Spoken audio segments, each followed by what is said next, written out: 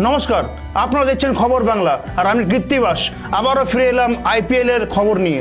বৃহস্পতিবার আইপিএলের 33তম ম্যাচে মেন ইন ব্লু অর্থাৎ রোহিত ব্রিগেডের মুখোমুখি সংঘর্ষ করলেন কিংস ইলেভেন পাঞ্জাব। পাঞ্জাবের কাছে লক্ষ্য 193, লক্ষ্য তাড়া করতে এসে প্রথম 5 ওভারে বুমরা ও ক্যাডিজের ঘাতক বোলিংয়ে দিশাহারা পাঞ্জাব। কি হলো খেলার ফলাফল, দেখে নেব রিপোর্ট।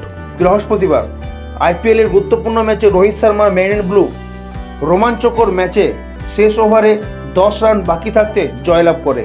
মুম্বাই ইন্ডিয়ান্স প্রথমে ব্যাট করে রোহিত শর্মার 36 রানের বিধ্বংসী ইনিংস খেলে ড্রেসিং রুমে ফিরে যান।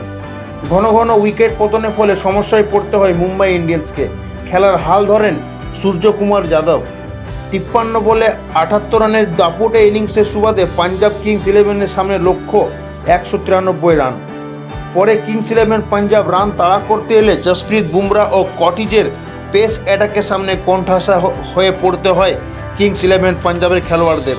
প্রথম 6 ওভারে বুমরার 2 উইকেট ও কটিজের 2 উইকেট নিয়ে অনেকটা ম্যাচের রাশ নিজেদের দিকে টানতে থাকে মুম্বাই ইন্ডিয়ান্স। পরে আক্রমণাত্মক রূপ ধারণ করে শশাঙ্ক সিং ও আশুতোষ শর্মা। 7টি 6 ও 2টি 4-এর সাহায্যে 28 বলে 61 রান করে ব্যাকফুটে ঠেলে দেন মুম্বাই ইন্ডিয়ান্স ব্রিগেডকে।